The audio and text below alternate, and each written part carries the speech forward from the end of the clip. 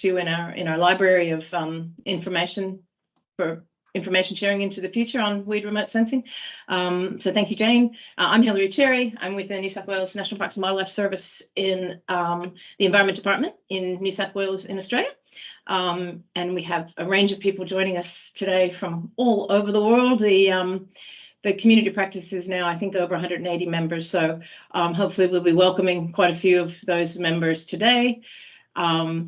And before we kick off, I'd like to begin by acknowledging the traditional custodians and peoples of all the lands on where we're meeting today. Everyone's coming from all sorts of places, and that's wonderful to see. So I'd like to pay my respects to the ancestors and elders past, present, and emerging, and any Aboriginal or Torres Strait Islander or First Nations people on our call today.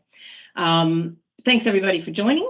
We are really fortunate today to have two special guests from New Zealand that will be presenting to us on wildling pine and large-scale tree weed control using remote sensing. So that's pretty exciting. And we will have those two presentations first. And then we'll have Q&A after the first presentation, and then some Q&A after the second presentation to give everybody an opportunity to ask questions. And then after that, we'll look a bit at some case studies that are being developed, the weed remote detection guidelines case studies that are being developed, and Jane will talk a bit about that. And we'll have an open forum where people can share information on any current projects that you're working on, which is really exciting and interesting, I think, for people to hear about what other people are doing. And then we'll just wrap up by providing you with a few bits of information about the next meetings and the community of practice in general. So that should take us well through to 3 o'clock Australian Eastern Time, and probably 5 o'clock in New Zealand, I think. So without further ado, I would ask everybody please to keep your microphones on mute if you can, and to please do use the chat. It can be a little bit clunky because some people are in the tendency, some people aren't. So if you can use the chat, please do. If you can't, just raise your hand and when during question times, and we can call on you then. And I think without further ado, Jane, have I forgotten anything? No, that's good. We can introduce our first speaker. My co-conspirator here in the weeds remote sensing community of practice. Jane's pulled all this together again, really skillfully. So thank you, Jane, for getting us in this great virtual room. So yes, I think we've got 1:03, so that's given us 3 minutes to get people on board. It seems like we have a really good crowd of about 26 people, 27 people now.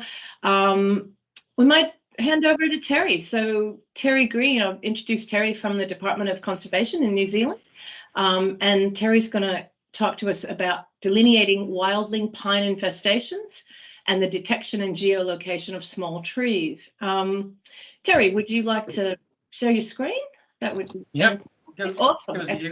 We are seeing that very well. Yeah. Popped up. Sure. Okay. Try and put it on presentation mode, but I'm not sure it's going to work. Oh, I don't know why, but it's not. You have to put up with the preview on the left-hand side, unfortunately. That's all right. That's all right. Yeah, I'm sure you'll cope. Thanks, Terry. Right. Okay, we'll kick into it. It is what it says on the can. This is about detecting pre-coning wildling conifers in New Zealand. I will move slide wide, isn't it? Okay. Right. So I thought I'd just start off with a bit of an introduction and a disclaimer, if you like. So that's me. I work for something called Design and Evaluation in the Biodiversity and Heritage and Visitors Group within the New Zealand Department of Conservation. I'm based in Christchurch. All of this is about to change as we're all being restructured again. I am not a weeds person. My background is in threatened species and mainly parrots, would you believe? And there's an angry looking kaka in New Zealand. And I've also got a history of development of monitoring methodologies for conservation. But someone turned up on my doorstep in 2017 and suggested remote sensing might be a useful way of looking at wilding pines. And I thought, yeah, we'll give it a crack. And so we did. But firstly, just a bit of a summary of the scope of the problem within New Zealand. It's large, but it largely predates the Crown planting to stabilise various slips and things to prevent erosion, and then the commercial guys got on board. So currently we've got, you know, more than 2 million hectares of infestation within rangelands, productive pasture lands, and also within indigenous forests as well. Most of it at the moment is classified as sparse, but as these graphics on the side of the slide show, it can move from sparse to dense within pretty short timeframes. The two maps of New Zealand show, you know, what the current state is on the left and what the projected state is on the right within 30 years. But it can happen considerably faster depending on the species and the location. So this images on the bottom show the progression over 17 years from an incipient sort of invasion front, if you like, in 1998 through to May 2015. So it can happen very quickly. Obviously, this isn't a trivial deal when it comes to controlling them in terms of expense, and as the bullet point there says, it can range from $100 to $3,000 per hectare, with the higher cost being, you know, in the denser infestations. Until relatively recent, there was a sort of a disjointed regional effort to deal with control, and in the last, I don't know, 5 to 7 years, that was brought under our Ministry of Primary Industries to try and control this a little bit more. And there was a substantial injection of money, but that promptly lost it again. So, you know, we suffer from these erratic injections of resources as well. What they have done, though, is they've mapped the entirety of New Zealand on a 1 kilometre grid square using satellite imagery just to say which grid squares have wilding conifers in, but that only picks up the larger infestations and the larger trees. So that's the sort of background that we're dealing with. And obviously, we'd like to reduce the cost because the images here show what we've currently been doing to date. A lot of helicopter work, people leaping in and out of machines or hanging under 30-metre chains and being dropped off various places and people being flown around. And then you've got, you know, boom spraying efforts as well. And more recently, the guy on the lower right waving a, you know, a boom around and trying to chemically what's the ring bark the trees and steep ground. So we already talked about the movement from sparse to dense and the costs. But if we can control these things when they're a lot smaller, the costs tend to go down. So it's about, well, the idea is that we target the small pre-coning trees and try and get some cost savings that way. So following the knock on the door, how are we going to go about finding these small pre-coning trees? And you know, years and years ago, I did some papers in remote sensing at university and thought, well, you know, a lot of this stuff can be, you know, initially looked at in high contrast environments, so dry grasslands where wilding pines have become a problem. So, you know, we're not battling the detection of trees within you know, forested environments at all. So where these pine trees occur, they stick out. So we might as well make it easy for ourselves.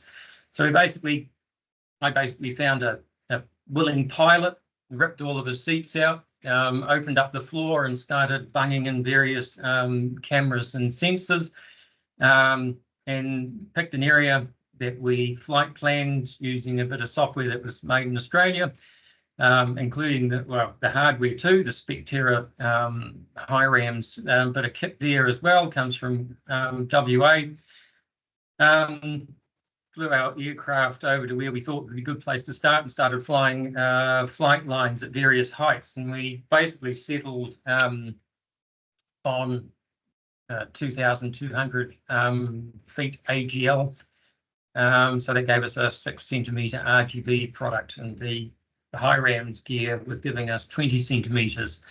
And we sort of went from there. I mean, it's the usual trade-off between scale, altitude and resolution. So we picked a sort of a middling one, which looked like it could be vaguely affordable. So where do we go? That sort of little red box in the South Island gives you a sort of approximate idea for those that are familiar with New Zealand. And we're looking at an area which is a station called the Wolds, which sits to the east of Lake Pukaki, directly under Mount Cook, Aoraki. So, yeah, right in smack in the middle of the South Island. The arrow points to an area of Pinus contorta that was planted on a station, and with the westerly wind flow that we get here, it blew across the lake and is now infesting this area of dry country farmland, which is a major problem. And we have this process called land tenure, where farmers who have a Crown lease can elect to give land back to the Crown, and the trade-off being is they can make some of that land their own. Of course, they immediately gave back the area infested with weeds, which was really nice of them. Right, so just to give you a bit more of an overview of what that area looks like. So there's Mount Cook in the background. You can see my mouse, that's that thing there. This is Lake Pukaki. And the Wolds area that we're looking at is directly, below the aircraft, and that's a sort of a side view of it. So you can see that the pines are making inroads and have been for some time. So when I started reading around this, it became obvious that we needed to do some ground truthing. So before we did any flying, we whacked out some ground control points. And we also marked up a number of trees as well, so that we could sort of hope to try and identify them in the imagery.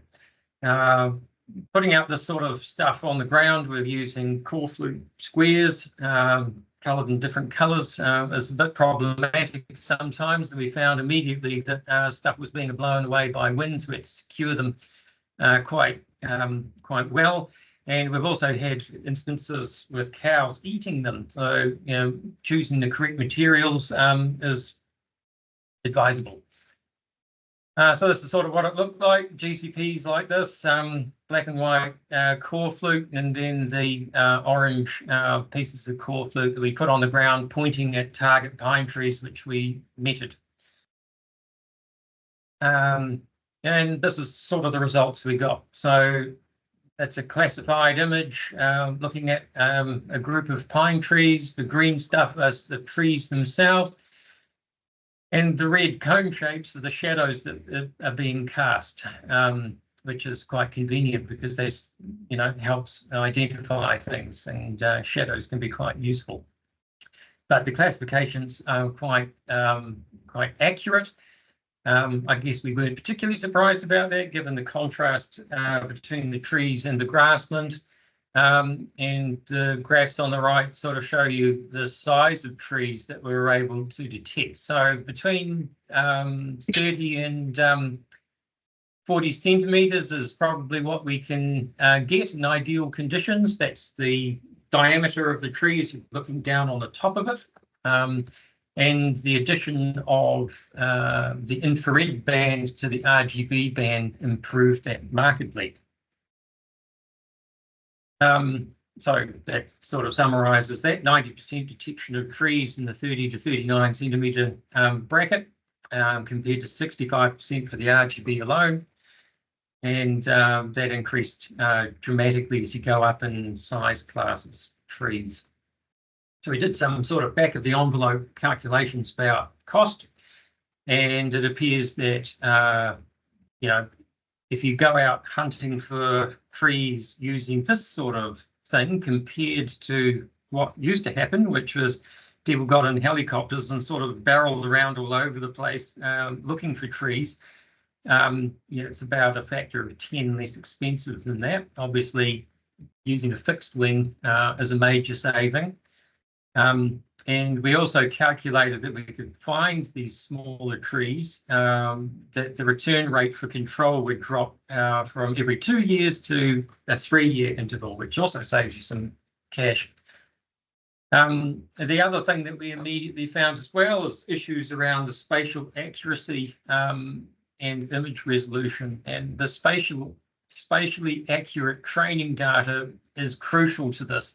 Handheld GPSs simply just don't cut it, and we learned some fairly good lessons early on, and has prompted quite a sort of a push here in New Zealand to improve the accuracy of our spatial data. And the man holding the pole there has got a GNSS receiver, and that's our preferred way of going about things now, and we're trying to sort of optimize that as well.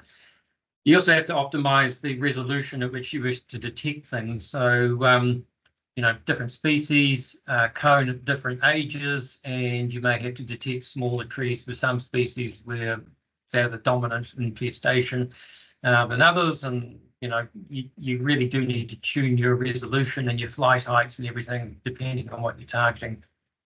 And the other thing we can use this for is an audit tool as well. So we can fly the same sort of imagery over areas that have been controlled and identify how effective the control mechanism has been.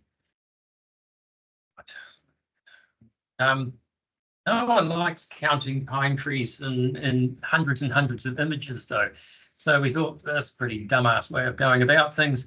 And so we had a bit of a fiddle around with some AI mechanisms for doing this. Was pretty rudimentary stuff that we were doing within R, ably assisted by someone that knew what they were doing, not me.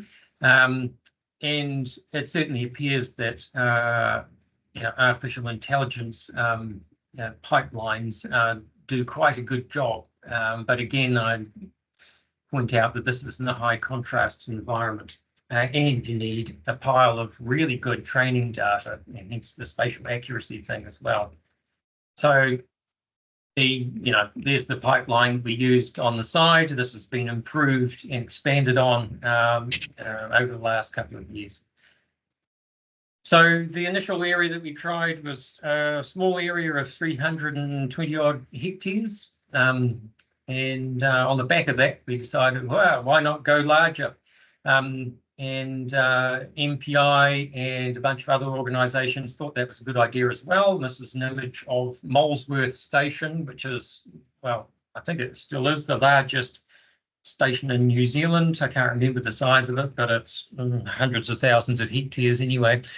And it also has major issues with wilding conifers. As you can see, lots of small ones. They're all spreading off the hills and down into the valley. And it's been the site of considerable control. So we went from 330 hectares to these ones. We flew these two as a bulk batch. Maukura Tawhai, 11,500, and the Alma Tarndale Station, which is almost 17,000 hectares. And that was flown using the same sort of gear as we initially used at 8 centimetre RGB and 25 high ramps, just to try and make it a bit more feasible.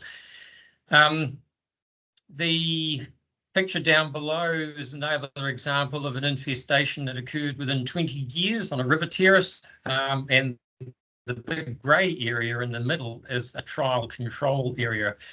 So there's and also, a bunch of people involved, a bunch of organisations. So the organisation I work for, Department of Conservation, as well as the local territorial authority, the Marlborough District Council, Orbica is a third-party geospatial specialist. Scion, which looks after our production forestry research, and biosecurity New Zealand as part of the Ministry for Primary Industries.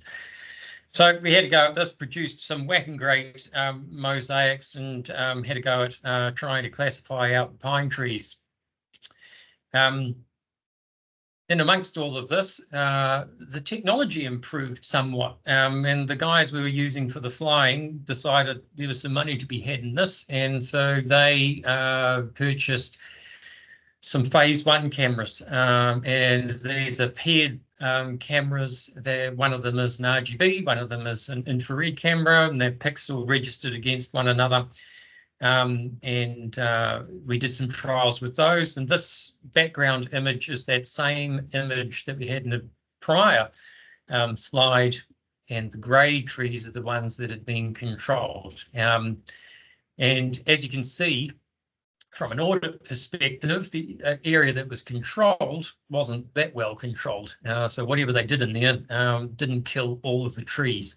So, it's quite a defined line between them, but there's still a bunch of trees that are still there, and you can see some, quite small ones.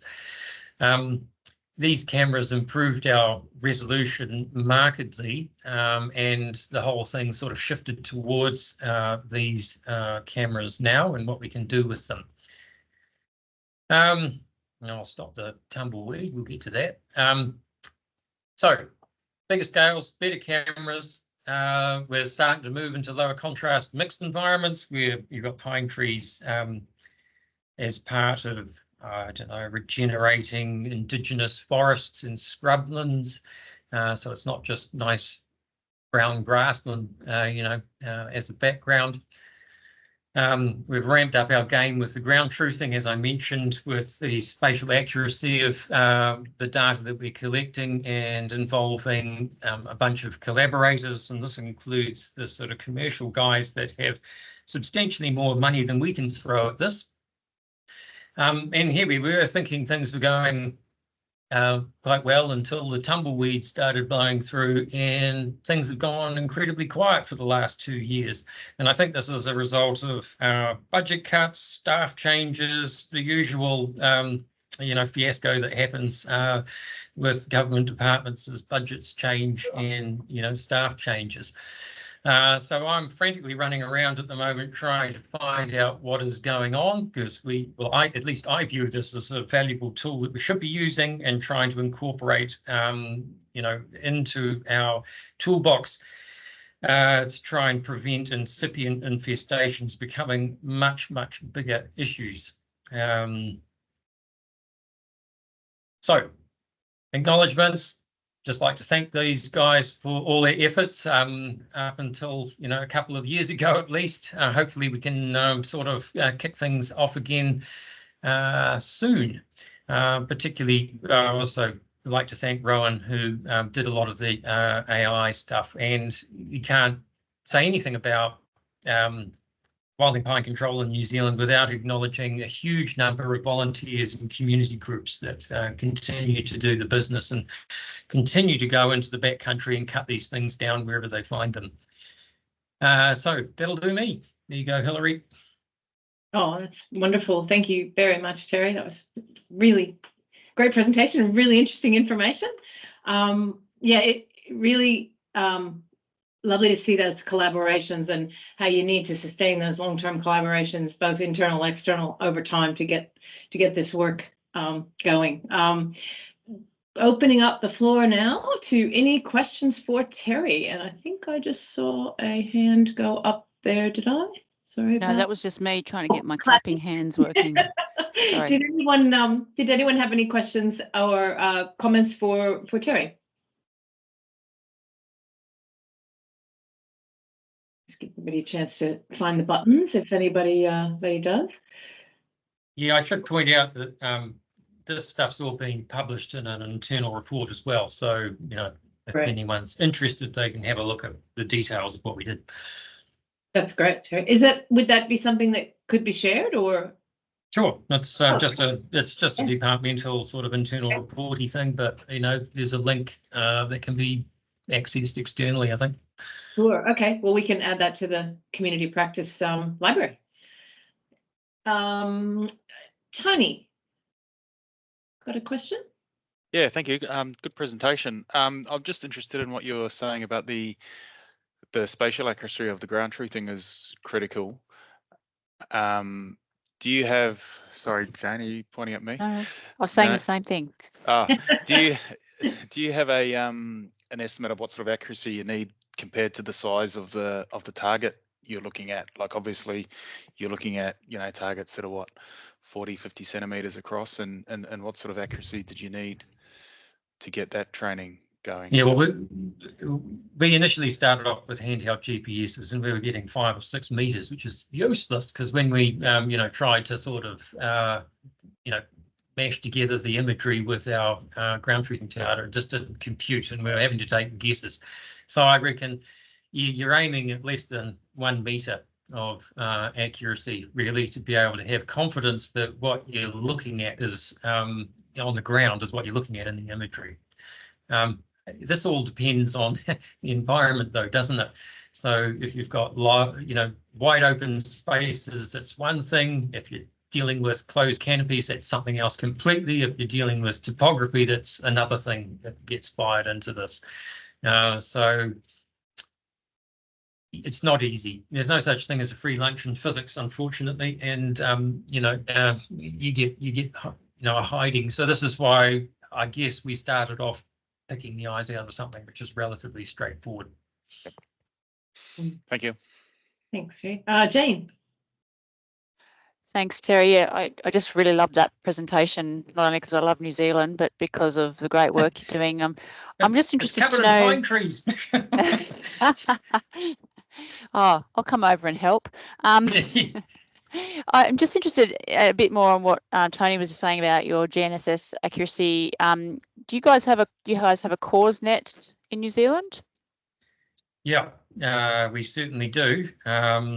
And yeah, as part of the learning curve. So we've just contracted one of our Crown Research Institutes to have a look at this and to review all of the international information about how we can improve things.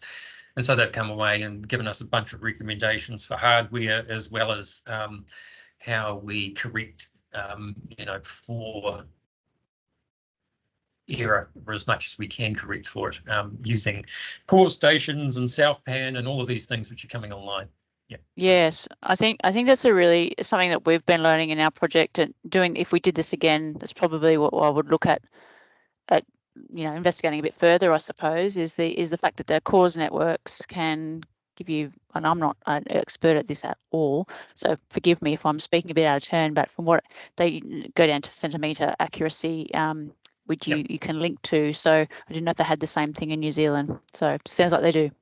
Yeah, well, absolutely. I mean, and with the launch of the Southpan satellite stuff, real-time corrections can occur. I don't really care. I'm not, about the real-time stuff. Pine trees aren't running around the environment. They're rooted to the spot, and you can sort of do the post-correction, anytime afterwards, using the cause network and the ephemeris tables that, are there for use. So, yeah, I mean, it boils down to the receiver quality as well, and how much money you're wanting to pay, and all those other things I mentioned before about the physical environment as to whether you can get to a centimetre or not. I'm leery about sort of saying, yes, we can get to a centimetre. Yep. No, we found the same thing. With a receiver we've just used for some ground truthing, we could get down to 30, 40 centimeters, but it depends on the satellites, how many are operation, what they're doing, and how much movement you've got around the site where you're putting your receiver, which you probably found as well. But yeah, thanks. And the further south you go, in latitude, the worse it gets, So Anyway. Thanks, Terry. Tim. Trying to turn my hand off here. Thanks, Terry. This is very interesting. Can you say a bit about what you're doing or not doing around data management, or what you'd like to be doing that you can't? That always seems like a cause of misery. I guess both during the project and longer term and everything in between, because that seems to be everyone's challenge. Yeah, I'd say so. I mean, you know, we sort of kick that into touch. Obviously, if this turns into a tool which is used, you know, nationally, then there's going to have to be something a bit better than an Excel spreadsheet, you know, sitting on someone's computer going on. I think the Wilding Pine folk have got a application. James might be able to help me out with this, but I think it's called Wikis or something or other, which is where a bunch of stuff can be lodged, but I'm not sure it's entirely set up for, you know, this sort of thing. And this has a limited application. I'm not suggesting that we'd do this over the entire nation. I mean, this is sort of something you target towards areas that you were looking at weed spread models or seed spread models, and where, you know, you might expect incipient infestations to be developing. There's no point in doing this over big blocks of mature trees. You know, we can do that via satellites or just sticking a head out of a window. You know, so yeah, it's horses for courses, but data management, as you say, is a problem everywhere for everything. Have you had interest in, like, every time you fly that, you're doing a vegetation and landscape survey in addition to looking for what you're looking for? Has there been interest in that? I mean, it's ad hoc in that you're only going the places you need to go, but those places just had a really nice drone survey that probably is useful for other things. Are people interested in that sort of thing, or is it still just well, absolutely. I try my level best to encourage others to make use of that information. You know, and I guess that's part of the challenge, you know, in terms of the data management stuff.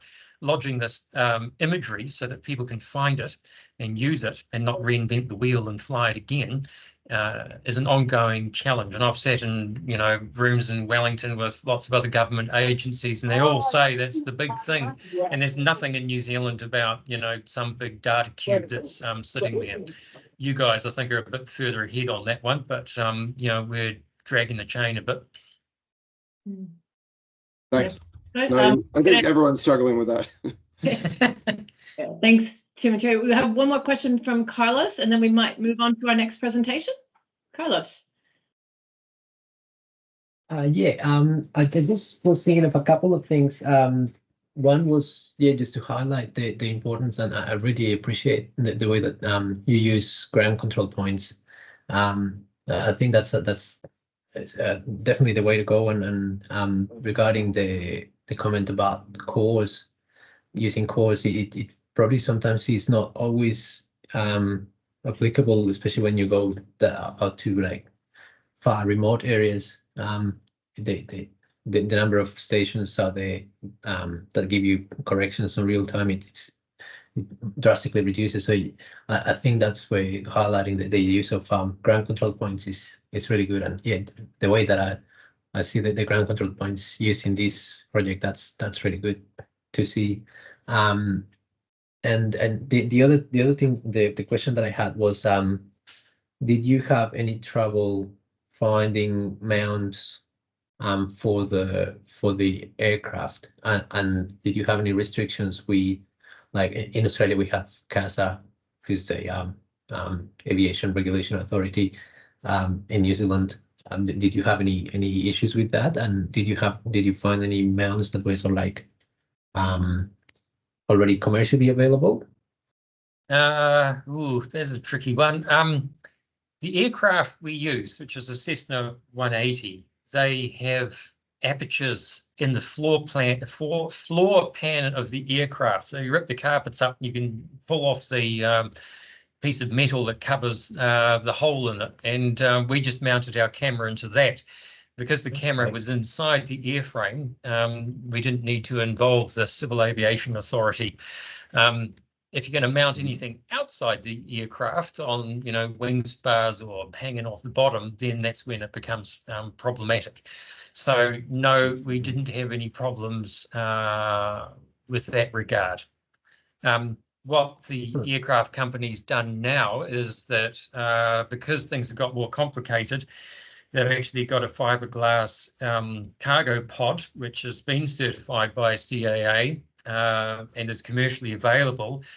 And they attach that to the underside of the aircraft into which they mount the various sensors and whatnot.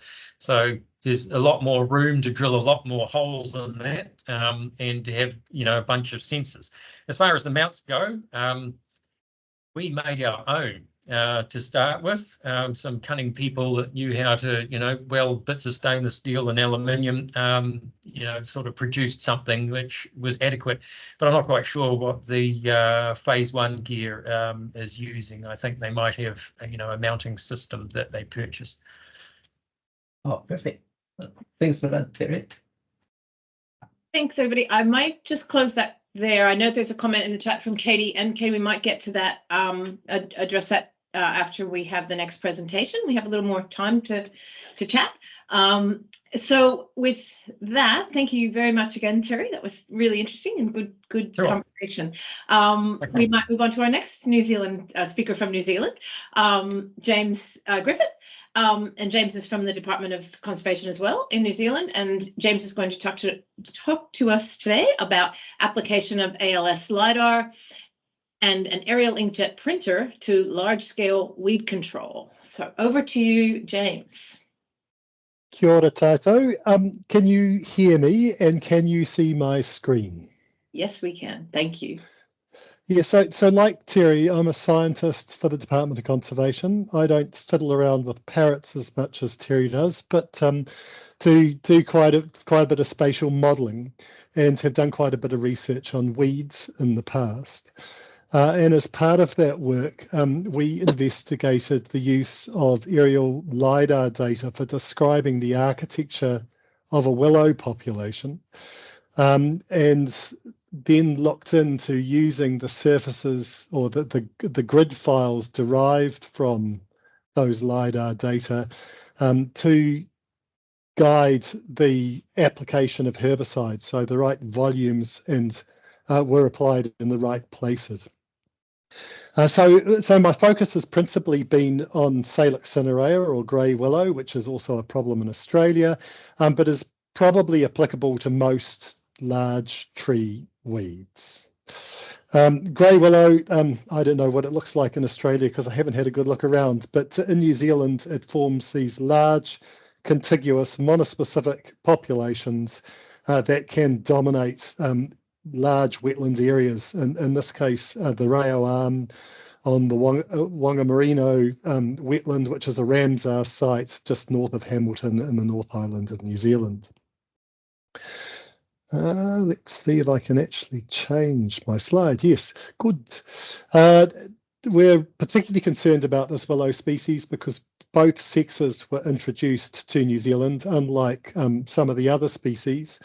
So they're fertile, they produce large volumes or large numbers of very easily dispersed seed, either by wind or by water, which can, according to some genetic research carried out in Australia, travel distances up to 100 kilometres. So they have the capacity to move, and they are moving. We're finding them in in and around alpine tarns, and we're quite worried about this weed's potential to move into places where it currently is not. As I said earlier, it occupies sort of wet areas, principally around the fringes of wetland on mineralised soils. Doesn't seem to get into the bog communities at the centre of wetlands where the soils are acidic and nutrient poor. In these fen and swamp areas, the willows displacing Kakatea, which is a podocarp species, incredibly productive, and once occupied large areas of lowlands New Zealand, and was a very, very rich and productive ecosystem type in its own right. And we'd like to get it back. In terms of ecological impacts, it displaces the swamp forest systems that were once in these places. We do have some sub-canopy vegetation, which is native, mostly monocots, carex, sedges, and formium with some coprosma, but pretty etiolated and a very changed system from that which would once have been there. As with wilding pine that Terry discussed earlier, we control these large populations of willow using aerially broadcast herbicides. They're cheap and applicable at large scale, but a pretty crude tool when you're looking at a discontinuous canopy with holes in it, with little lakes and little bits of water, and potentially little patches of native vegetation that we would rather not broadcast herbicides across. But pilots, they can switch either side of the boom on and off, but they've also got a rather complicated task of flying at a set speed, at a set height. And so their ability to do complex sort of manipulation of that spray boom is pretty limited. So, as I say, pretty crude tool at this point in time. Using your aerially broadcast herbicides, we do get some reasonably promising results where the canopy is continuous and acts like an umbrella shielding the understory vegetation from broadcast herbicide. We can see here a sort of a monocot dominated native response, lots of carex, phormium, small leaf coprosmas and large leaf coprosmas, but none of the native tree species that once would have formed the canopy, either because their seed is limited, local populations are sort of not proximate, or because they've been shaded out by the willow. And I guess that the general takeaway from this is that the ecological outcomes from aerially broadcast herbicides are variable, sometimes okay, and sometimes fairly damaging to non-target species. So to better understand how to improve our large-scale willow control, we set up a number of sites across New Zealand, 2 in the North Island, 1 in the South, where we set up transects from the wetlands edge running into the wetlands through willow populations, and we set up on those transects a series of 10 by 10 metre plots. We then randomly applied two herbicides, triclopyr and glyphosate, to those willow canopies. We measured the heights of trees in all of the plots. We measured the canopy density using hemispherical imagery. And we also measured, if I can just move Hillary out of the way, the spray deposition using cards in each of those plots. There's a little icon down in the right-hand corner of my screen. I don't know whether you can see it. Perhaps not. And we also measured the mortality of individual willows within each of those plots.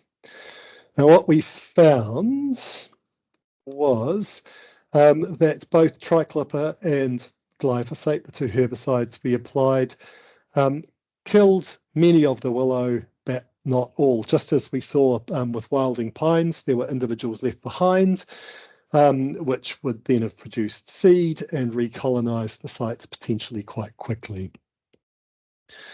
So we looked in to what the survivors look like with a little bit more detail, and found that height, which is on the x-axis, increasing height was related to decreased mortality. So taller trees were more likely to survive these aerially broadcast herbicides than small ones, which implied to us either it was a function of not enough herbicide being applied to the tall trees, or incomplete coverage of those taller, those larger canopies. And we also found, unsurprisingly, that spray deposition, or the number of spots on our little spray cards that were in each of the plots, was related to the density of the canopy. Go figure. And in those canopy gaps, we saw pretty significant non-target impacts. So our conclusions from all of that were that the height and canopy density of these target tree weed populations are important factors to contemplate when applying aerially applying herbicides at scale. And ideally, we would want to tune our application to take these things into account. So how to do that? Well, I guess first of all, we needed a way of describing the architecture of those those tree weed canopies. And aerial LiDAR was the most obvious method to use. And so that is the type of data we used. I don't know how familiar you are with LiDAR. I think most people are fairly familiar with it now, but aerial LiDAR involves mounting a laser on a plane, for those who are less familiar, which has a very accurate GPS unit and IMU, or inertial management unit, which sort of measures pitch, yaw, roll. And that enables the reflections from each pulse of LiDAR to be very accurately measured. And we get from those LiDAR surveys a cloud of points which describe the architecture of things above the ground and the ground itself. So we acquired a LiDAR data set for each of our 3 willow control sites. At Whangamarino, the temporal displacement between the surveys was low. Both were conducted in the same year, but at Tongariro Delta and Harts Creek there was greater temporal separation, which we'll talk about a little bit in a while. And so from those point clouds at each of the 3 sites, we clipped points within a 10-metre radius of plot centres. We derived from the point cloud the maximum tree height in plots, which is a simple equation of sort of the first return or the first reflection from the thing that the LiDAR pulse encounters. And we subtracted from that the last return, which is typically the ground.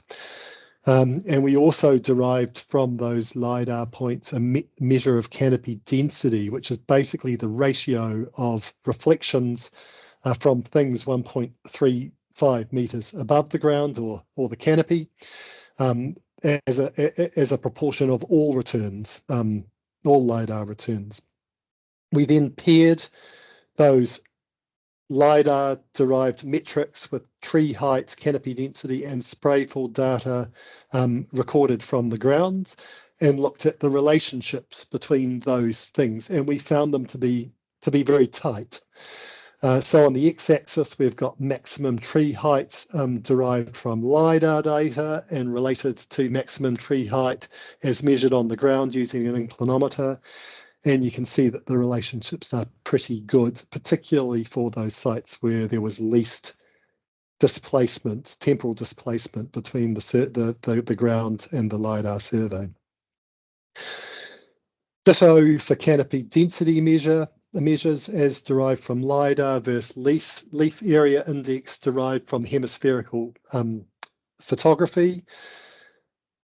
And similarly with canopy density derived from LiDAR in relation to mean spray score per plot. So we can use LiDAR to describe or predict where the areas that spray deposition is going to penetrate the canopy and hit the ground. So we can predict which areas will be exposed to non-target impacts. So we wrote this up in a little manuscript published in Ecological Management and Restoration, and inferred from this work that we create these LiDAR-derived surfaces of tree height and canopy density. You could also do the tree height using photogrammetry, which is a much cheaper and simpler process. But having created these surfaces, we then looked around for a mechanism which would enable us to apply herbicide in a more targeted way, and were confronted with the blunt tool of a boom manually controlled on a helicopter by a pilot. And so we initiated a series of trials and a development program to improve the precision with which herbicides can be applied. We teamed up with Rotor and Wing, which are a bunch of aircraft engineers in Taupo, and a company in the South Island, TrackMap, who developed NavCom systems, which are used all over the world. And our first trial, which I hope the video is showing, was conducted on the Taupo taxiway, just down the road from where I am now. And we were able to automate the application of herbicide to these little 4 by 4 meter square boxes on that taxiway with reasonable precision, but only on, off, no volume control of the nozzles. And it had some issues with forward aft displacement. So I guess this was our proof of concept. It looked promising. We then moved to develop a system with much greater precision. So we teamed up with the engineering folk at Canterbury University in the South Island of New Zealand and started work on what we call the auto boom, which is a system where each nozzle is controlled by a computer mounted in this sort of Perspex box here. This is our first fairly rudimentary prototype. And the computer controls a pulse width modulated solenoid, which then controls the spray volume and timing of each nozzle on that boom. And that computer is capable of accepting a grid file or raster with a value for each 1 meter pixel on a map. So you can change the volume between 100% and 0. So you could adjust it for tree height or a particular species that requires higher volumes of herbicide than others. So we ran some trials and immediately ran into problems with GPS positioning, which is a fairly common issue that we've been discussing in the code of this group for a while, and ran into some other teething problems with software and computer buffering issues and so forth. And I guess we got to a stage that we felt we'd made a few steps forward and identified a whole lot more in the way of gremlins, and are now running a whole another sort of update stage involving our engineering department, who are quite sophisticated, and we've now got a very streamlined version which we're about to test in about another 3 weeks' time. So I guess my conclusions from all of this are that ecological outcomes are influenced by the height and canopy density of target weed populations. We can describe the architecture of those weed populations with a fair degree of accuracy using aerial LiDAR data. And we can use those, or surfaces derived from those LiDAR data, to guide herbicide in a way that enables us to put fairly precise volumes in the right places, thereby targeting the things that we want to and avoiding those things that we don't want to target. It's by no means perfect, but we're working on it. I'd finally like to thank these folks who helped with the research and funded it, and these very clever folks from both Scion and University of Canterbury who have led the development of the auto boom. Thank you. Well, thanks very much, James. That's fascinating stuff. We're getting closer and closer to that holy grail of being able to do all this stuff remotely. I think really, really interesting. That's wonderful. We do have some time here for questions for James. If anyone has any questions or comments that they would like to provide, please just pop your hand up or speak up. And yeah, really, really fascinating to see the results there, James, of even the first stages. It was really, really interesting. Tony. Yeah, thanks, James. Fascinating. Just wondering, this is not about remote sensing question, but do you get pushback from the community about using helicopters for herbicide application in wetlands and areas like this, or is this quite? Yeah, go ahead. I think it was good again. Mm-hmm. Sorry, did you not hear? Did you hear that, James? Are you? Oh, I think we might have lost you. Did we? I think we have. I think we had a bit of a break there in comms. No, hang on a sec. No, we've lost the. Just stop spotlighting there. Sorry, I completely missed that. That's right. I think we've got you back now. Can you hear us now, James? Yes, I can. Thank you. Okay, Yep. okay, we got you back. Sorry, Tony, did you want to go again? Yeah, sorry, James. I was just wondering about if you get any pushback from the community or members of the public about aerial herbicide application and wetlands and places like that, or is that an acceptable thing? Yeah, no, we totally do. And I guess that's part of the driver for being able to go back to them and say that we are using herbicides as precisely as we possibly can. So yeah, there's a social license component that drives this work as well. Absolutely. Great. Any other questions or comments for James or Terry? Since we have them both here still, I think. Carlos. And so I forgot to ask people, could you guys identify yourselves too, or where you're from when you ask a question? That way people can connect a little bit better. Thanks. Sorry, Carlos, put you on the spot. It's actually Carlos and John Moore over in the John Department of Moore, Foreign Industry. From Just Western sneaking on the edges there. I was just thinking, we've been using the John Deere system for ground spraying, but that's sort of a system that's set up where we can just take maps with our squares on it for skeleton in this case. So it's just giving it a map that sort of goes across to the John Deere Centre in USA, and then that comes back and turns the John Deere sprayers on and off.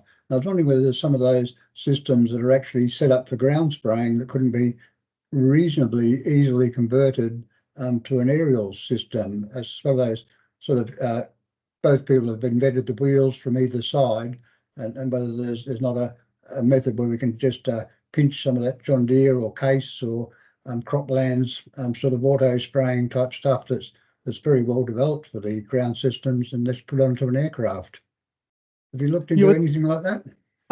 We have.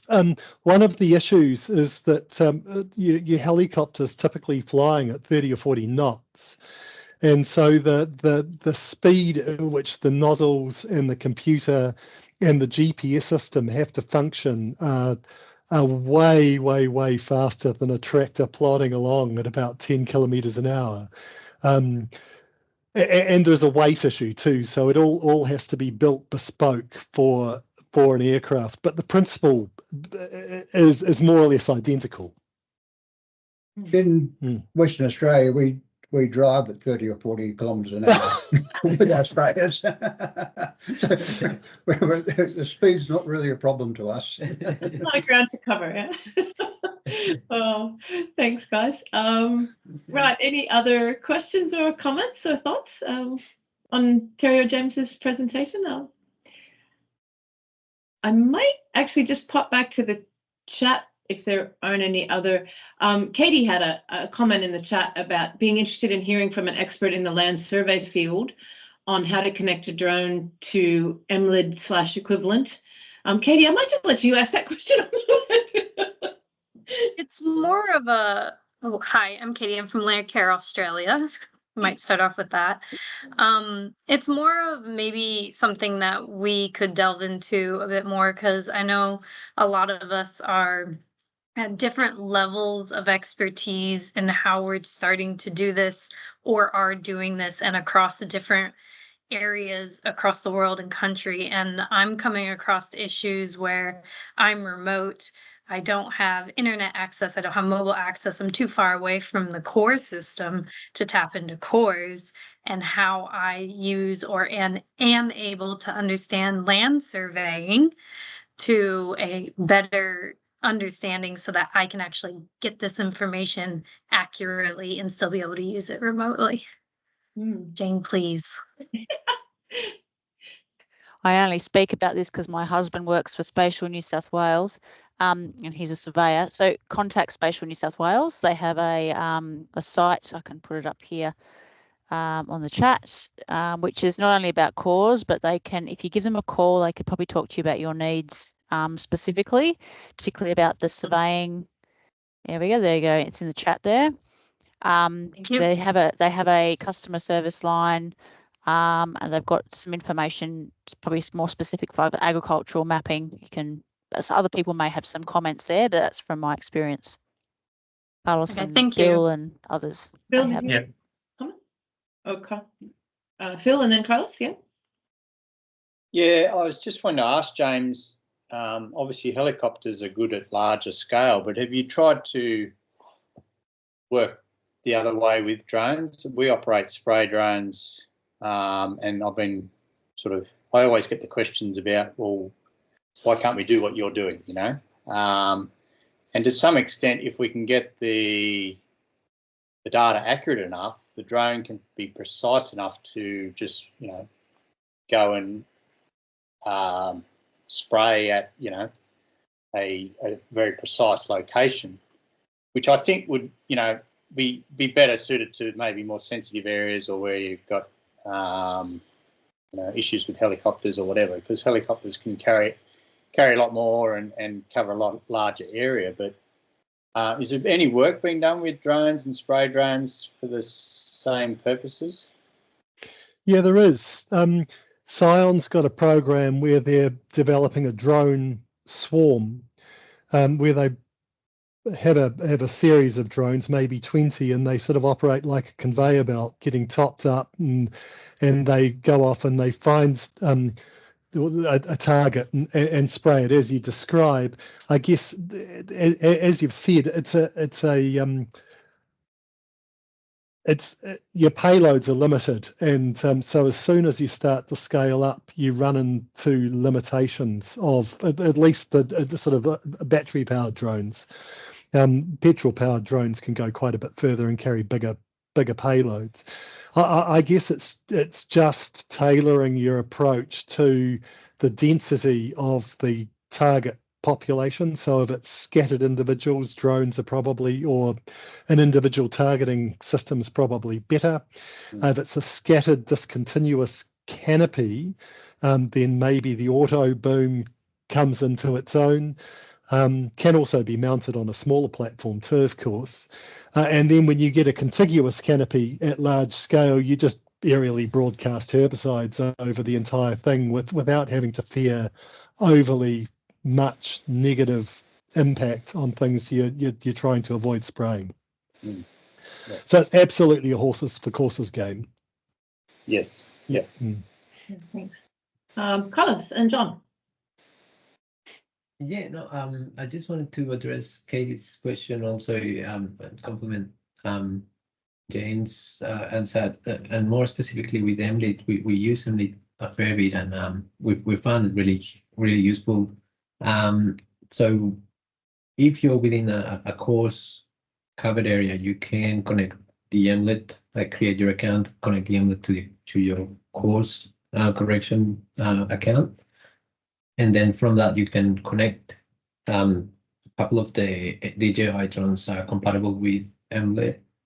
You can use the MLIT as the base for the drone, and then use another robot to go and map your ground control points or your objects of interest within, I think it goes up to like 8 kilometers over radio. Yeah, and I'll just put in a link of the instructions that MLIT provides for that setup. Yeah, that's great. Thanks, Carlos. No, It's a good thing that we'll record too, Katie, just as a potential topic that this community of practice might want to look at down the track, potentially. Tim. Oh, you're on mute, Tim. Of all the fields I've interacted with, it seems like the RTK field is written by engineers in a way that's optimized so that it makes no sense to anyone who doesn't have a degree. And, you know, in the last decade, a lot of things have gotten less horrible, but it just boggles my mind how like completely unusable those systems are by anyone who doesn't know exactly what they're doing. And I got so far as it turned out that the DJI Mavic, the whatever band they use is not the band that's readily available in the AEST. So it's actually not compatible with RTK, even though it says it's an RTK drone. And then you get into, you know, long bits of confusion where nothing's explained correctly and nobody's documented it. So I would second a training for all of us mortals who want to use RTK would be fabulous by someone who knew what they were talking about, because none of it makes any sense. And you got to, you know, like you go to the GA thing where they're supposed to provide us with 10 centimeter accuracy, and you can read all the paperwork there, but that doesn't mean you learn anything other than being sad about it. Thanks, Tim. Right, wait, we've got one more. Carlos, did you want to respond to that? Yeah, just to add to the frustrations that we've encountered too. Probably one of the main things too is trying to get an accurate elevation map, because the elevation maps that DJI provides by default very, very, very often inaccurate. So if you're looking at mapping things that are fairly small and you want good accuracy, it's probably recommended to do first a ground truth or an orthomosaic of the area, create your elevation map, and then work on that. Provide that to your drone to fly over again and follow the ground accurately. Yeah, thanks, Carlos. I'm just thinking it would be good for those of you. Now, I don't know anything about what you're talking about because I'm just here facilitating the meeting. But for those of you who do know what you're talking about, just if you can summarize those sort of questions a little bit and drop them into the chat, then Jane and I can, sort of put those into the mix in terms of how we could get folks to come and talk about these types of issues, or how we could share information on them into the future. So that's true for anything, obviously, but these two particular topics there are quite seems like it's quite valuable to drop that into the things that we can share and information we can seek through the community practice in the future. With that, I might Phil, your hand is up from before, I think, if am I right? And okay. So we might move on then, and thank James and Terry very much for your excellent presentations. Really fantastic. We don't get to applaud online, so that's all right. Virtual applause is there. And we will we have already put your presentations into the community practice Teams folders, and those will be available, as will this meeting recording, for the rest of the community practice members when you want to refer to them. And we have some time now to, well, first I'll hand over to Jane, I think, just to give us a bit of an update on the weed remote detection guidelines that are being produced through the project that formed this COP. Jane, over to you. Yeah, thanks, Hilary, and thanks everyone. Great discussion. So just a quick update. The guidelines are in draft. I've sent them around to a few other people other than the COP community that who would like to have a look at this for some comment. And that's currently with a few people across the country, just to have a look and look at what else we need to include.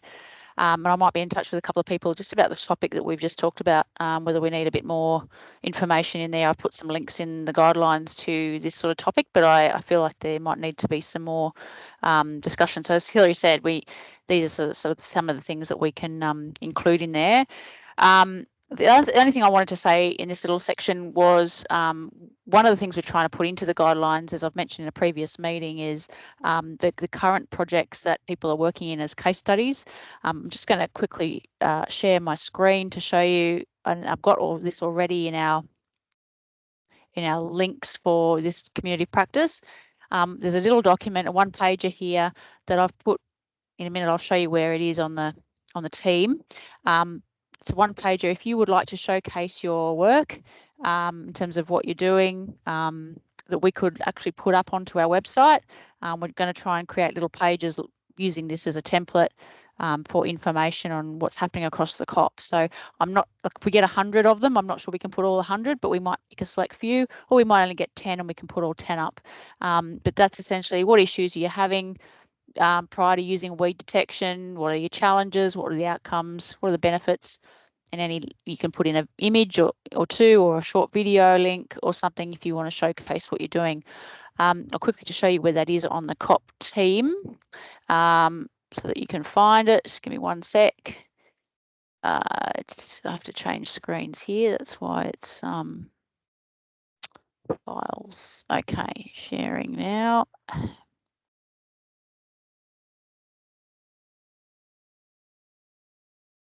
Okay, hopefully you can see you have to be in the Charles Sturt tenancy here, into the Weed Remote Sensing Community of Practice team, and you'll see if you go into files, case under the recordings, there's case study template. So if you want to use that and fill it out, you can just send it to me, and I'll get a log of those and we can start putting them in, because it's due to go live 30th of June, and we're just currently finalising the text and the shell of the site, ready to start putting that information in. That's all from me on that. Jane, did you want to just drop that a Word doc into the chat too? You could probably do that for this group. That Can I do that? Yeah, Is there a link? Just download it to. We put the link, or you can Copy link. download and drop it in. Okay, just give me 1 second. I'll try and do that too. Okay. Great, excellent. Did anybody have any questions? And I'm just making the assumption that everybody on the line knows about the guidelines. But yep. Yeah, Jane, did you? I'll give you a quick. And so part of the project that just quickly that we've developed this COP in Weed Manager's Guide to Remote Detection. One of the outcomes was a set of industry guidelines, or a go-to place, I suppose, for where one goes if they want to get information on weed detection, weed remote detection. So we've essentially put the learnings of our project and the different processes in the pipeline into this document that's being converted to an online format. And a few people within the industry have been, as well as our project team, have been putting that together. So that's just what that is. So that someone, if you want to get into this, where do you start? Yeah, as well as a link to the COP. Okay. Thanks, Jane. Excellent.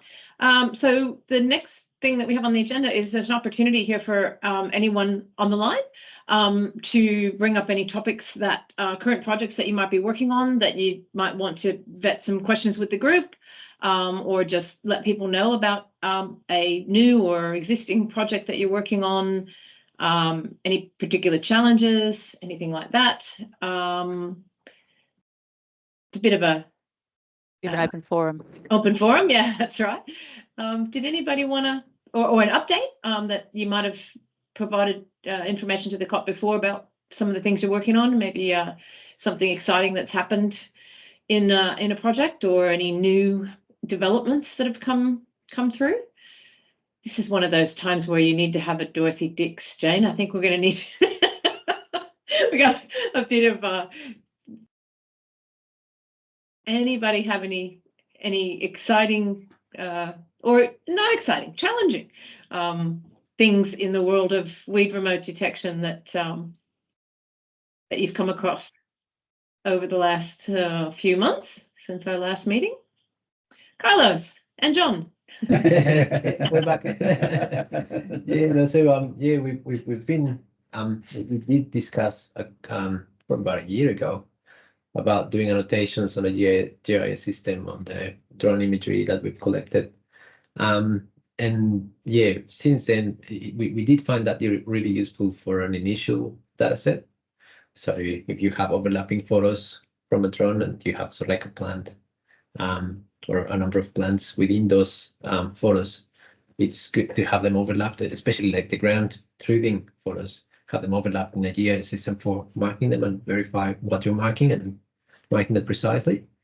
And now that we've managed to train an initial model for skeleton weed detection, and now we've moved away from that into just getting the model to detect for us what it reckons the skeleton weed is, and put that into an open source platform for labeling, Label Studio. So we don't have any subscription to anything. It's just sort of like we're testing it, and we're able to do automate a process for putting all the bulk detection of images into Label Studio, and then we just go and clean up what the model thought was skeleton weed, putting any bits that it's missing, and yeah, and in that doing it like that, we can sort of like increase our data set and make our models more accurate. So yeah, I thought I'd share that as a nice update for our project. And what we find really useful is that we can share this over the net, over the internal network, so that we can get biosecurity officers to look at these images, and they're really good at picking up what is and what isn't skeleton weed. So yeah, that integration of them as being the subject matter experts in it is really valuable. Yeah, that's so it's automated sort of labeling, isn't it? Is that right? Yeah, that's right. In a sense, yeah, that's right. And bringing people a long way away to verify that labelling. So we sort of live in Albany, and one of the other people lives in Mora, which is sort of like 700-800 kilometres away, and just we can load up a label. They can look at it and say, yes, that is the particular weed we're looking at, or no, it's not, because they know what it looks like in their district. Whereas very often, we've all got different degrees of expertise in identifying weeds, and the people on the ground out there in the bush know what their weeds look like in their area. And so just having that ability to say, this is what we thought, or this is what we're finding, are we right or not? It's really, really good getting those, and it also engages them very much into the whole process, which is really important, because they become supporters rather than criticisers. Fantastic. Jane. Yeah, I was just interested in that because labelling has been a big bottleneck for our project, as we've talked about before. So if it's an automatic labelling, is there anywhere of documentation of that process that you have anywhere? Are you not putting it in a paper or? Yeah, I've submitted a paper to the Australian Weeds Conference. So yeah, I'll be putting everything, all the documentation together for it. Some sample code, some like the structure that we're using. Will be going into GitHub. Yeah. And it's a RGB imagery that you're labeling? Yeah, that's right. Yeah. Individual files or the mosaics or? Individual files, yeah. Yep, okay. Yeah. And are they, sorry, more questions, but type of labels, are they object detection boxes? Are they segmentation boxes? Okay, yep. That's such, yeah, that's right. Yeah.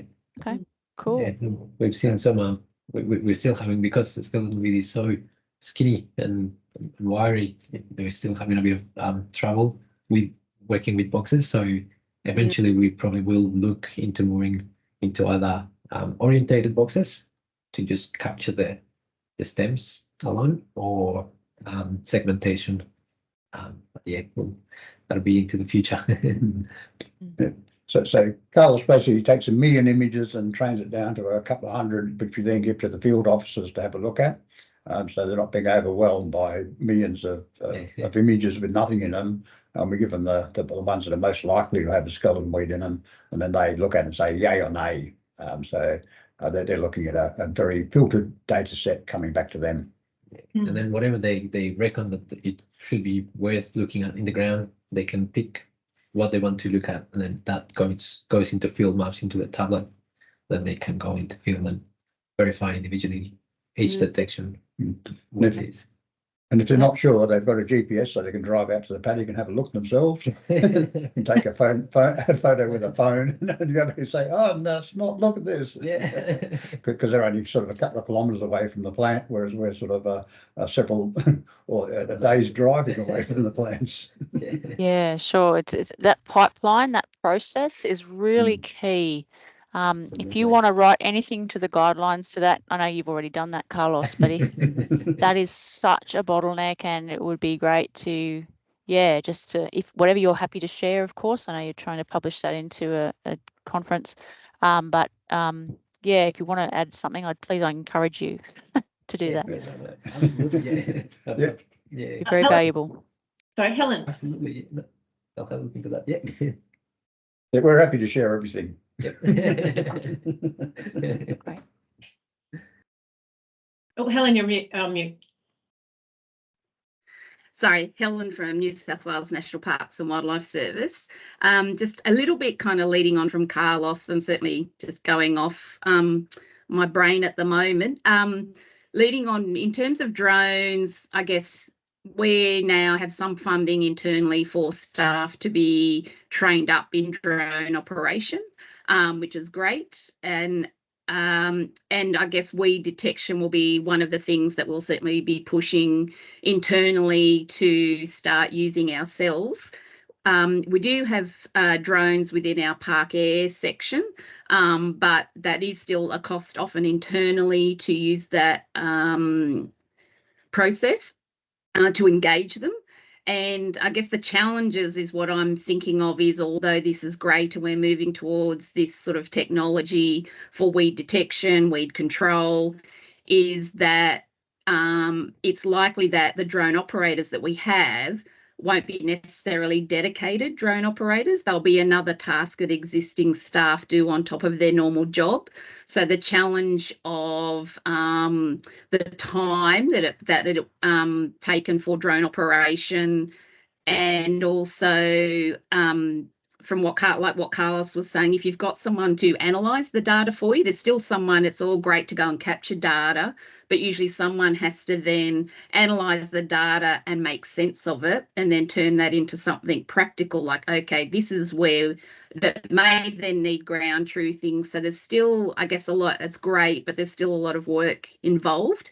And for existing staff, it's sort of potentially extra workload. So it's more like, I'm thinking, if we go down this road with the increased technology, it's like we would need extra resources to make it work really well until it becomes a bit the norm, I guess, where people understand the technology better. Because certainly for me, I'm still in the very early stages and fumble my way through things and have more questions than answers. But that's just something as a land manager that I can see as great that we're going there, but certainly still has lots of challenges. And if it's something we pile on to an existing system without that extra support, then something else will drop off. Or we may not use it for weeds. It may get prioritised over something else, like, you know, fire management or something like that. So I guess that's just something I'm putting out there, hoping that it doesn't end up not being used well because we don't have the full system to use it effectively. Yeah, it's a good point, Helen. And when you're trying to integrate a new process into an existing agency structure, for example, what's the best way to go about doing that? And that's a big question. And I would suggest probably a lot of the folks that we've heard from today and have heard from in this COP have a lot of their time fully dedicated to doing this work. And yeah. How do you integrate that sort of thing in the future? It's a really good question. Something, we might keep in mind too, and in terms of how we can, things we want to tackle with this community of practice going forward. Thanks. And I'm just there's a comment there from Melissa. She's having trouble with her audio. She's saying, my broadleaf pepper machine excuse me, I needed a comma there. My broadleaf pepper machine learning project has recently been published. Oh, that's fantastic. This project was at the Sunshine Coast in Queensland, partnering with QUT, Queensland University of Technology. And she's put the link below in the chat. That's great. Thanks very much for that, Melissa. Maybe we can follow up with you and see if we can get a one-pager for the guidelines, or even just put some links to these sorts of projects in the guidelines too, that, you know, we can use that from these meetings. Yeah. Fantastic. Thanks very much. Anybody else want to raise any thoughts or pose any questions to the group? Or got a lot of great minds in the room here. I've got some time. There might be a challenge you want to raise at this meeting. I mean, we've talked about the pipeline between, you know, the gap in what happens with the data. So Deepak has and James have a comment. Deepak.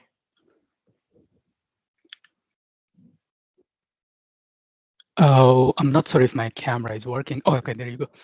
Hi, everyone. I'm Deepak. I'm with RMIT University, and I have worked with SIAM weed detection, work on SIAM weed detection project.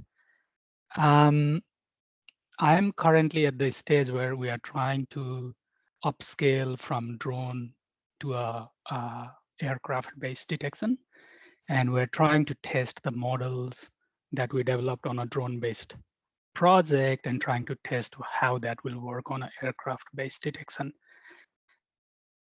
I guess my challenge not right now, but down the line is I'm trying to process heaps and heaps of images, maybe a couple of terabytes or more. So far, I've processed like 10 gigs or 70 gigs, something like that. But I'm moving into now terabytes of images. So I need to prepare hardware for that, and I'm probably asking for suggestions here. Personally, I'm thinking I might need heaps of graphics cards with lots of CUDA core to run my machine learning algorithm. But if anybody has experience in that and have suggestion, that would be great.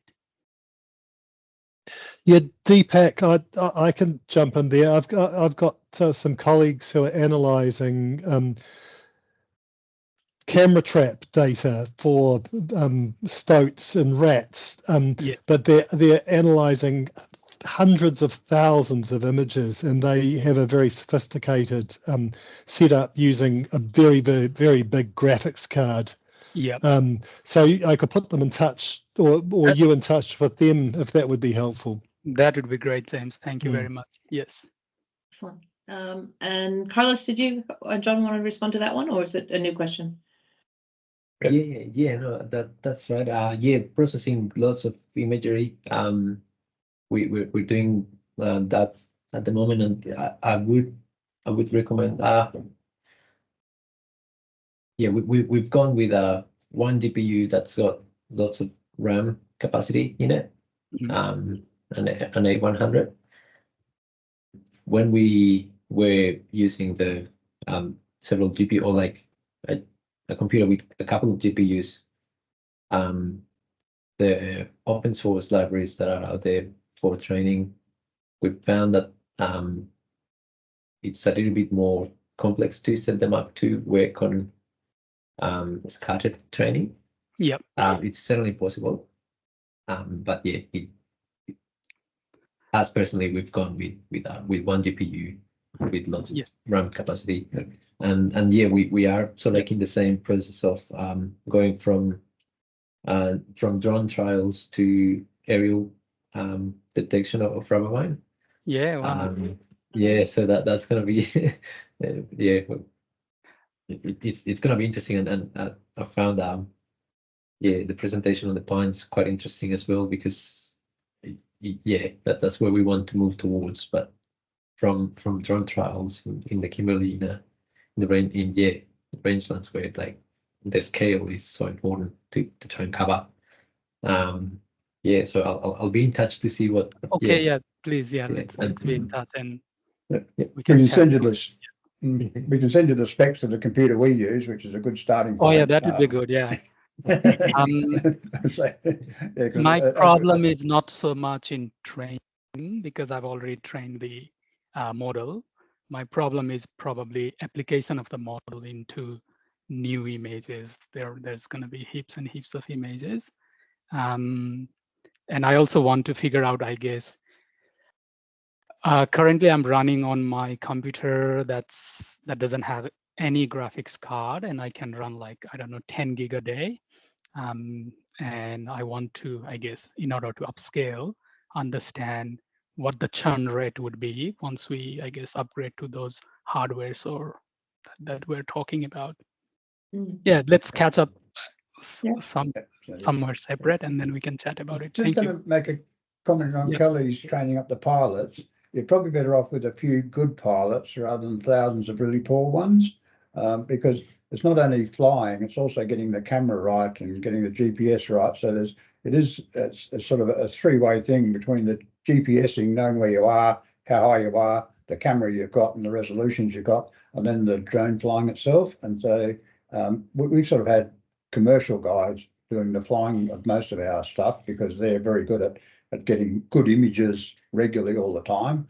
And then we're starting to use our own staff to go and do the bits and pieces where it's just too difficult to get the commercial guys to go out there. So if we've got a big run, we'll use the commercial guys. If we've just got ad hoc stuff, we use our own guys. But we think that's probably, I'd certainly suggest you just have sort of one guy every couple of 100 kilometres rather than having a guy in every town, because it is very much of a skill, and getting the three things together, getting the camera right and the GPS right and the drone right, as a bit of it is a skill in its own right, and it's something you've got to be doing fairly regularly and fairly often in order to bring or send back pictures to the data analyst that are useful. Yeah, thanks, John. That's a good point. And going to what Helen was saying before about how do you structure, the balance between staff and so on. I think we do have a couple comments back on Deepak's questions. Mark, and then Tim, and then James. Mark Hamilton. Yeah. Hi, Deepak. Hi, Mark. Yeah, we similarly have a similar problem with orange hawkweed processing drone imagery. So we sort of up to this point, the way we've done it, we've probably collected 3 to 4 terabytes of imagery a day, and that imagery is processed overnight. And then if the weather's fine, get back out there and collect more imagery, and the cycle goes on. But the way it's been done is, and it's probably not the way I'd recommend, but I'll talk about a better option in a sec. But Okay. it basically spread that processing over multiple computers. So probably 3 to 4 either high-powered laptops or desktops.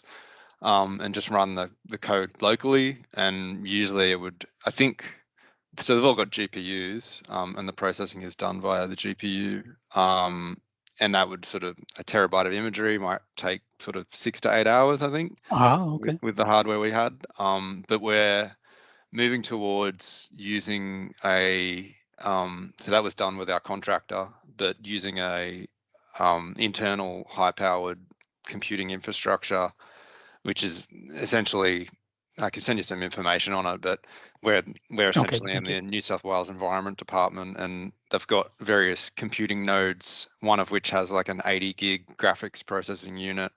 And we're moving towards, essentially, we already, this infrastructure allows us to store imagery and also compute. So we're already storing our imagery there, and we're just going to transition over to the computation. And also just a point on, we also trialed capturing the same imagery to detect orange hawkweed in a helicopter, just to we sort of had the feeling it would be more expensive per unit area, but it would allow us to survey much more area more quicker. But I can send you some numbers, but for us, it was reasonably okay to, depends on obviously the terrain. Our terrain was probably more mountainous than yours, being in Kosciuszko, but still it was reasonably easy to maintain constant height above ground. So GSD was generally similar, even though you don't have the drone and it having sort of the terrain following option. It's a manually controlled helicopter, and it was reasonably okay keeping to the line, each of the runs within a flight. But I think it just sucked up. So, aircraft fuel is so expensive. Okay. I did the sums, and obviously it depends on your budget, but I did the sums and it was 4 or 5 times more expensive, I think, than drone image capture. So we were able to survey much larger area in a day, but it cost us 4 or 5 times as much. So we quickly, even though we have sort of healthy budget for orange hawkweed, I quickly realized that was not a fruitful path to go down. So we reverted back to drones. But yeah, just I can send you any of that info if you're interested. But yeah, yes, thank you. It's a common problem going from like research or trial phase to upscaling to And it's interesting to know that drone is cheaper. Yeah, well, that was for us, but as I say, I mean, you could use a fixed wing aircraft maybe, or if you can fly it faster, possibly that's going to equal out. But we were still having to fly quite slow because we're detecting such a small target. Yeah. Cool. Yeah. Thank you. Thanks, Mark. And Tim, did you have a comment on this topic yet? I was just interested in if folks have looked at commercial cloud options, because you pay as you go, which costs more, but then you don't have to buy a huge GPU. So I was just curious if people have thought about that and if there are blockers to that, or it's cheaper to buy a sort of high-end desktop GPU and run things longer. I can imagine there's a long conversation to be had on that, but you can get pretty cheap GPU if you're coordinated about when you use it. I'm sure it comes with other dramas than having your own, but if you can do things 10 times faster, maybe it's cheaper in the long run. Carlos, did you comment on that, or James? Sorry. I can respond. Our experience on that, Tim, has been that if you are using the computer pretty intensively, it typically works out best just to have it on hand. If it's sort of incidental stuff that changes in scale and processing requirements, then maybe the cloud's a good option. But it's also moving the data onto the cloud can be quite an impediment as well. Yeah, that's helpful. Thanks. Yeah, Carlos, did you want to go on?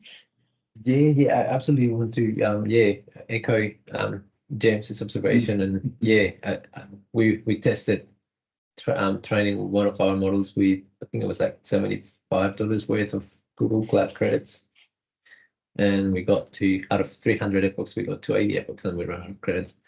We thought, yeah, we'll we'll stick with local processing for the time being. I think once there's something that's optimized and turned back to then we'll think of the cloud. But in saying that, we also are going to be looking into using the cloud for transferring imagery, and I'm not sure if any of you guys have got experience or good success stories with doing that. Where at this season we transferred the imagery over the Express Post, and being in remote Australia, remote Western Australia, sometimes it took like 2 weeks for us to get the data back, and by that time it was farmers had already moved on to put livestock in their paddocks to treat the to keep the seeding down. So we might look into using Starlink, or to have the commercial guys that do the image capture to use Starlink to transfer all the imagery. But I'm not sure if there's anyone who's been down that path yet. James, did you want to comment? I just wanted to add to what Carlos's points. I guess developing models is often an iterative process, and having the ability to fiddle around on your own machine is incredibly valuable. Absolutely, yeah. For sure. And anybody wanted to any experience on the Carlos's question there about transferring imagery in the cloud? Nobody? Anybody? No? If you need to put stuff in commercial cloud storage, we use Backblaze, which is it's like $4 a month per terabyte, which is much cheaper than Amazon. There are ways you can proxy it through Cloudflare that make it free, but you can also pay $15 a month per terabyte to Cloudflare, and then the download is free. So if you just need to dump a bunch of stuff somewhere and then get it out, if you do the math, your best bet might be to send it to Cloudflare storage, which is expensive, but then it's free to get downloaded, and then you can delete it, if you're just kind of moving it through. So that's potentially some way. Or maybe find someone who works with Anchor's people and use Nectar infrastructure, because that's also free if you can get past acronym bingo there, Tim. The National Cloud. Find an academic and talk to them, because they have access to more storage. Excellent. And it's often on the national backbone, which is super fast. So once it gets in, if you can send an academic near where you are, they could probably get it across the country faster than you can potentially. But you might consider dumping it in cloud storage somewhere and then pulling it out, because once you do that bit's really easy, and it makes it easier for the other people to get it, and then they can put it into their storage. You don't have to link your two storages. Oh, awesome. But do the math on how much it costs to download it, because that's where it gets expensive through cloud, which is where Backblaze, Cloudflare is nice because it's free. Excellent. Thanks. More and more connected all the time. Sorry. Katie. I have a little bit of experience working with QUT on dumping data to them. QUT's actually created their own portal for us to transfer data to them. So might be worth contacting Grant Hamilton at QUT and seeing if there's something in their department that they might be helpful with cloud storage side of things. Right. Thanks, Katie. That's great. Any more thoughts or comments or challenges for the crowd? That was really good. Thank you guys for that really good discussion. It's nice to see collaboration and brainstorming and increased connectivity across all this space. It's really good. If no other points that anybody wants to raise, please do consider. I'll come back to you, James. Yeah, but go ahead, James, and then we'll move on to that. I just wanted to flag some work that a colleague of mine, Kate McAlpine's doing. It's sort of oblique, I suppose, in the remote sensing space, but they've been using an AI over iNaturalist to identify weeds in photos. And the idea is that they develop an AI that can scan Facebook and various other social media platforms to derive a reasonable distribution presence absence map of weeds that are of consequence in New Zealand, at least. And I just thought I'd flag that as something that I thought was kind of interesting, and that maybe some of this group would also be interested in. Absolutely. Is there any links to that work, James? Any published stuff or shareable stuff in terms of info?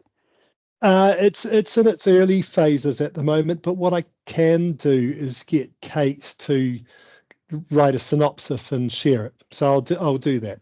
That would be wonderful. Yeah, that's great. I heard about that the other day, and was very excited to hear about the use of iNaturalist, because there's so much power there in terms of citizen science and all that sort of stuff. So really, really good. Be great to hear about that. Thank you, James. Yeah. Okay. Any other? Did I miss anything there? Any? In chat that. That's it. There's just a few. Tim's just dropped a few links in the chat as well. Thank you, Tim. Right. We might just wrap that now because we're spot on time. And then just talk a little bit about where we're going from here, the next meeting.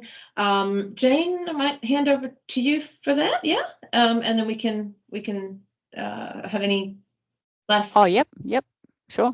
Yep, I can do that. We've got the Australasian Weeds Conference. You mean, Hilary, you're talking about the next topic? Yep. Yep, we've got the Australasian Weeds Conference coming up in August, which is in Brisbane this year.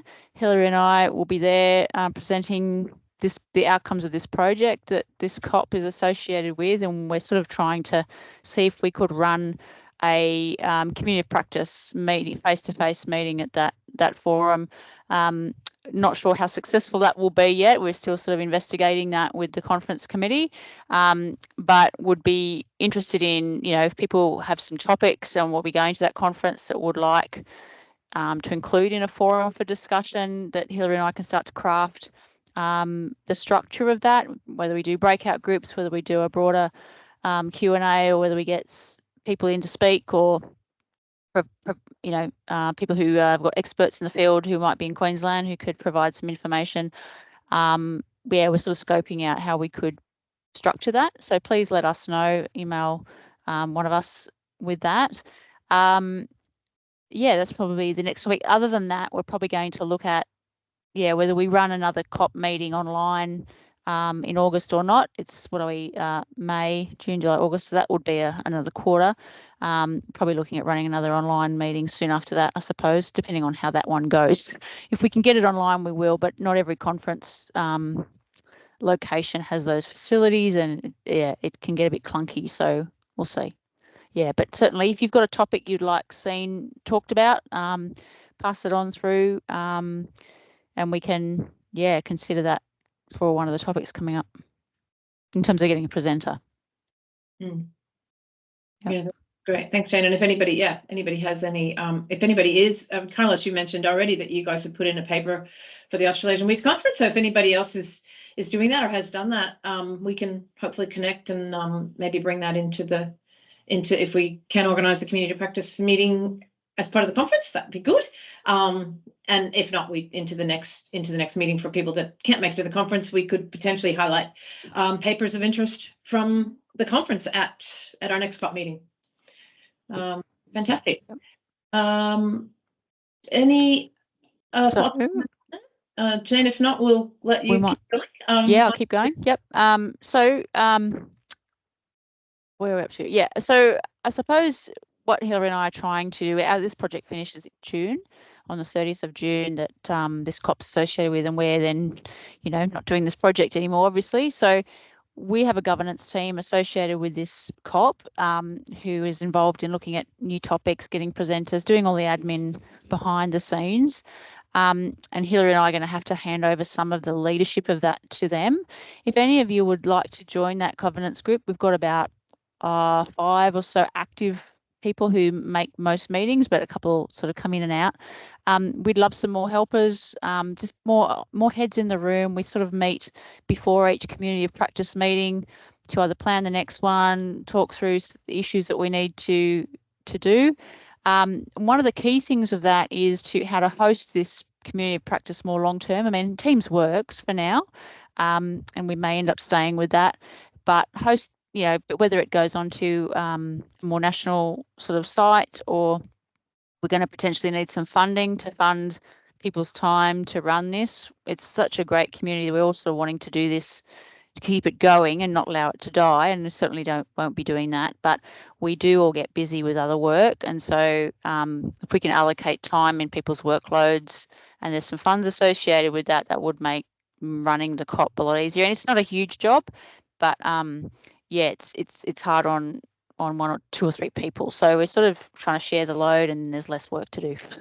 So if you'd like to be involved in that, to continue this work, to look at maybe even training opportunities, there's ways in which we could take this a bit bigger, and certainly the governance team have talked about organising training for COP members in various aspects of weed detection. That would take some coordination and management to do that, whether we arrange other face-to-face meetings, or just the coordination with, you know, getting in touch with members and all that.